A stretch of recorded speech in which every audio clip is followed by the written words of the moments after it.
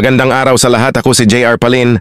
Ngayon ay ating alamin ang kwento ng isa sa kilalang pintor at sayantipiko noong ika-20, na siglo siya ay nakilala rin sa kanyang painting na Mona Lisa at iba pang mga obra. Halina, panoorin ng buong video. Si Leonardo da Vinci, 1452-1519, ay isa sa mga pinaka-nakakaintriga na personalidad sa kasaysayan ng kanluraning sining. Sinanay sa Florence bilang pintor at iskultor sa paggawaan ni Andrea del Verrocchio, 435 or 438. Ipinagdiriwang din si Leonardo para sa kanyang mga kontribusyong siyentipiko. Ang kanyang kuryosidad at walang kabusugan na pagkagutom sa kaalaman ay hindi nawala sa kanya. Siya ay patuloy na nagmamasid, nag-eksperimento at nag-imbento, isang kasangkapan para sa pagtatala ng kanyang pagsisiyasat sa kalikasan. Bagamat kakaunti ang natapos na mga gawa ni Leonardo, nag-iwan siya ng malaking grupo ng mga guhit, halos 2,500, na nagtatala ng kanyang mga ideya. Karamihan ay natipon pa rin sa mga notebook. Siya ay pangunahing aktibo sa Florence, 1472 1482, 1500, 1508, at Milan, circa 1482-99, 1508-13. Ngunit ginugol ang mga huling taon ng kanyang buhay sa Roma, 1530-16, at France, 1516, 1519 kung saan siya namatay.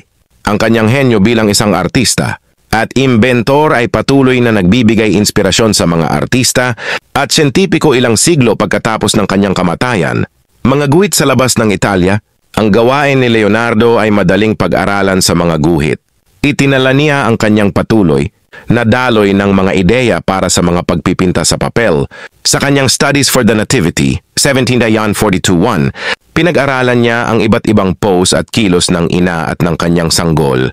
Marahil bilang paghahanda para sa pangunahing panel sa kanyang sikat na altarpiece na kilala bilang Virgin of the Rocks, Musée du Louvre, Paris.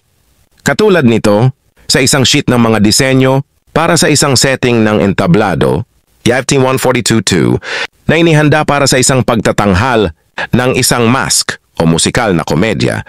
Sa Milan noong 1496, gumawa siya ng mga tala sa mga posisyon ng mga aktor sa entablado, kasama ng kanyang mga sketch na nagsasalin ng mga imahe at mga ideya mula sa kanyang imahinasyon sa papel.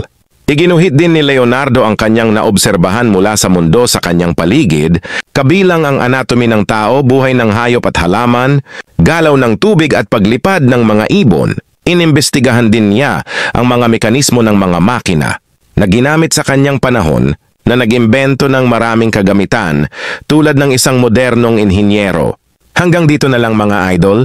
Kung nagustuhan mo ang video natin ngayon, huwag kalimutan mag-like at follow para sa magpapalaganap ng higit pang impormasyon.